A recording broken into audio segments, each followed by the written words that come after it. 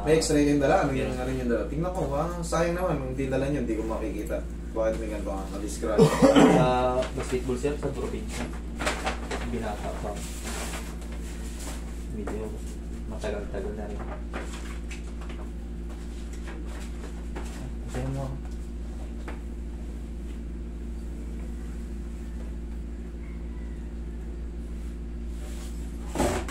Parang ang tanda na ng buto mo rito siya. Oh, dumikit oh. Nasira na yung ano. Yun ang sabi sa akin ng doktor. Kaya parang may arthritis yung buto mo. Sa ano mo dito. Sinabi rin sa'yo ng doktor to? Parang ang tanda ng ano mo. Computator ko daw sir. Yung rotator cuff ang tawag doon.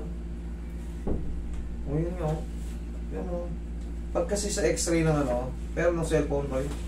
Pero ng cellphone ko. Pero nga, parang iba ang itsura ng ano mo. Ilang taon ka na? 30 ko bukas yun. 31 ka bukas? Ang bata mo pa. Bakit nagkaroon ka ng ganito? Na ano kasi ako sir sa laro basketball dun sa province sa Mindanao. Kumbaga na ano yung shoulder ko. Pero hindi man na mag-asset. Kumbaga hindi mo pinaayos, may nararamdaman ka, pinipilit mo lang. Kumbaga hinayaan ko lang. Hinayaan mo lang gano'n, kaya napudpud yung ano, tingnan mo ha. Pakita kita ng x-ray. X-ray of shoulder. Tingnan mo yung ano. Arthritis. Parang ano, ano. Tingnan mo. Kumapit, tingnan mo dito. Bilog na bilog. Eto, parang nakapakat. Parang nakapakat yung shoulder. Ayan. Ibig sabihin niya na idol, hindi masustansya yung joint mo sa shoulder. Yun ang ano, tumanda siya. Roy, sorry magkaroon. Nagana ko, nangangalay pag nasa taas. Tapos ngayon, kumikirot dito. Tapos dito. Tapos pag-iga, hindi ako makakatulong sa ayun, no? Degenerative osseous change. Degenerative. Anong ibig sabihin ng degenerative? Ayan, no? Ito ng eksakto, no? Kahit hindi tayo doktor. Gas-gas daw yung pinaka. Kaya dumikit dito sa yun, ano. Yung cartilage mo na damage na yan, idol. Alam mo yung puting buto?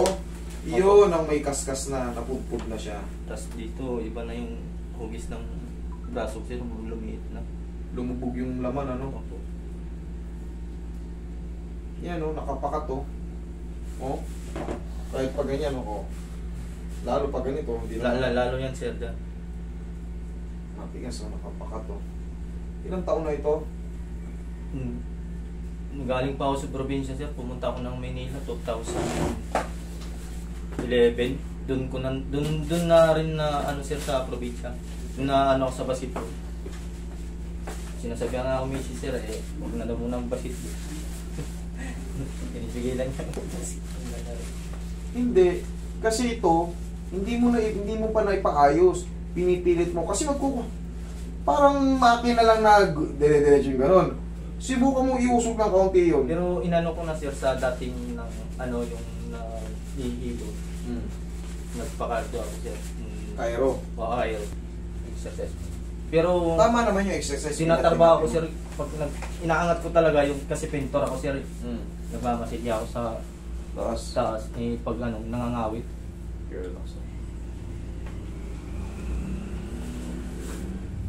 Alam mo kung pinakamaganda i-take mo dyan? Alam mo kung anong pinakamaganda? Sir. Mag-vitamins ka sa bones. Yun nga sa... Kasi ito, bata ka pa, 31 ka lang. 31 pa lang si sir.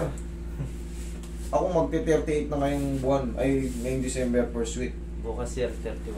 Maaga lang sir na. Maaga lang na bulok. Nagkalagas. Medyo kailangan kasi natin. Bata ka pa eh. Pero ang sabi kasi sa akin ng ano sir. Ano ba sabi sa'yo? Ang sabi sa akin ng doktor, operahan daw nga. Sabi niya 300,000. Kailangan kasi matanggal yung pagkapakat. Ako kahit yung result sa ano ko na kagad sa mga buto mo ano natin. Alam ko na may diferensya eh. Kahit hindi mo pa sabihin sa akin, pag yung x-ray mo nakita ko sa araw-araw na Pero ginawa ni Lord. yung ano ko talaga sir, magte-take lang ako ng vitamins. Mas maganda mag-take ka ng bone vitamins para yung mga buto natin maging healthy. Napakabata mo pa. Tumunog. Lapa ka. Ubaray ko lang ito sir. Lapud-pud lang yan eh, oh. Kailangan kasi yan talaga na-align muna. Eh syempre habang tumatagal, wala sa align. Kumbaga, wala sa tamang, yung sinasabi sa yung rotator cuff, ito yung dito, yung laruan niya, yung glenoid.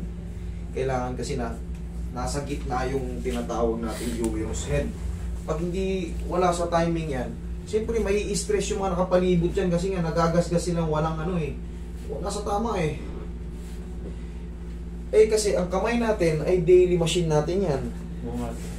Yan ang palaging ano natin. Eh katulad niyan, pintor ka pa. Eh sir, dito lang, Ang overhead, dito lang din yung ano ko sir talaga, iniindang sakit. yari ka na. Dami kong iniisip. Minsan marami pumapasok sa isip ko na dami mga ano. Hindi, frozen shoulder lang yan. Wala, hindi ka dapat ma-stress. Ano rin yan, mag-i-improve din yan. Kailangan mo lang muna ng ano, vitamin sa mga buto.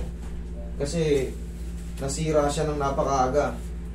Binata ka pa kamo. Eh ngayon, magti-31 ka pa lang. Ibig sabihin, matagal na to. Binata pa ko sir. Oo. Malamang, mga ano ka pala nun. Anong Ano tansya mo nung sa probinsya ka? Diyan ka lang ah. Massage mo. sir, nasa 18, 17. Pero ramdam ko na sir, yung iba talaga yung Iba nang kamay yaman. ko, iba na yung hindi na makaakyat siya. No sir, hindi nga ako hindi nga ako matulog sa gabi. Tapos yung dito ko sir yung likod ko, laging pawisin tapos lamig yung Lumalabas. upo. Yung dyan. Pagdaanan mo na rin yan, Tol. Sabi nga ng misis ko sir, matanda pa daw sa kanya eh. Ay. Stress to. Paubos na rin yung ano. Sir, pagising ko, nagpo-push up ako mga 5 beses lang. Mami, tuturo ko sa'yo kung paano. Tihaya ka. Kung anong palagi mong gagawin para bumalik yung sigla ng ano mo. Taas mo na lang ako sir. Tagal ko na rin training kasi. Gaganda pa yung dibdib mo. Magkakaroon ng laman. Lagay sa Pero dibdib. okay. Yan, okay, relax lang.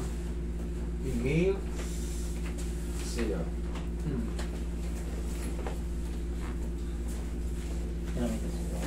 Taga saan ba kayo?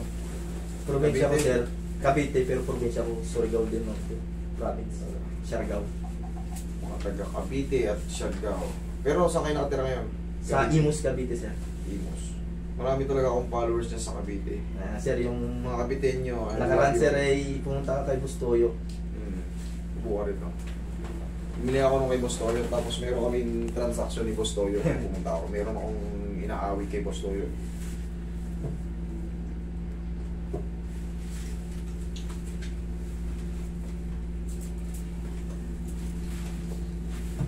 Ang gagawin mo rito, pupush up mo lang to, tapos ganun mo, palagi mo na igaganon, i-round mo lang. Ngayon kasi inangat ko na to eh. Kaya na naman ang nakapudpud dyan mga yan kasi nabaltak yan noon, hindi nakabalik. Siyempre, sa loob ng 13 years na hinayaan lang natin na sabihin natin hindi nakabalik, siyempre masisira yung mga piyesa na yun sa loob. Pero wala namang problema pag nagbubuhat ako sir. Wala yan. Ngayon, pansamantala, dito ka muna pumuwera sa kaliwa. Pang-alalay mo lang muna to kasi kakaano lang eh, baka bumaba lang din, sayang. Sayang lang. Tapos dito, kinain na oh. Puro ano na oh. Stress na talaga to si Sir eh. Ang dami na rin niyang ano eh. May stress ka na ba, Sir? Hindi nga ako masyadong nakatulog. Hindi mo siya nakatulog. Eh paano ka magbe-birthday niyan eh kung di lilipas sa... Totoo, saan daw lalagay ko ngayon? Kung sabihin mo mamaya. Tanghali. Si Sir eh, magbe-birthday daw bukas. Eh hindi rin siya nakatulog. Eh paano darating yung birthday mo kung di lilipas yung araw? Kung di ka...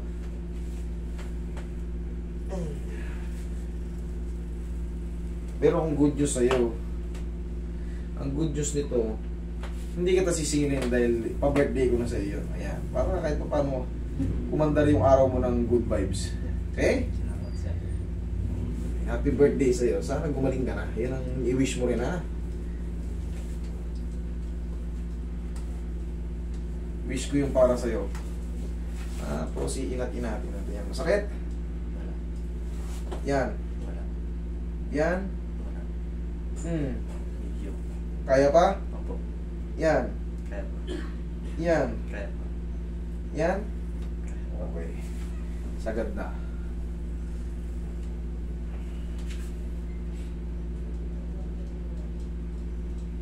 Yan.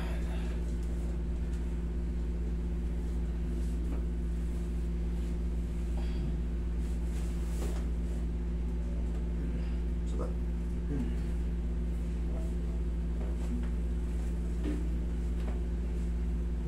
Sir, ang magiging training mo, konti na lang yan, ganito. Okay. Yan, o. Taas na. Araw-araw lang, kahit mga ilang piraso. Tapos, pag mayroon ka nakita ano, isandal mo to sa ano. Ito, Ganyan, sir. sabayan mo ko. Ganito lang, kahit di gano. Gusto natin. Kahit hindi gano, kahit di ka nakahiga. Yan, ang basa. Kahit mga 10 piraso lang araw-araw. Para lang maging ano. Yung maging Okay. maluwag siya. Tapos ganito. Ganito ka. Bila. Para mag-round ng maayos yung ano. Maglaro ng yung humerus mo sa tamang laruan niya. Maano na yun, makikis-kis na yun. Okay? Tapos yung mga ganyan. O, taas na. Okay? O, happy birthday sa'yo. Advance happy birthday. Birthday niya bukas pa birthday ko na yun. Hindi ko siya sisingin eh. Mabuhay ka. Salamat po, master. Sige. Para kahit pa paano, may puro stress na si sir eh. Tumatanda na kagad oh. 31 pala. 31 pala. 38 na ako, 7 taon tanda. Commute nga lang kami, sir.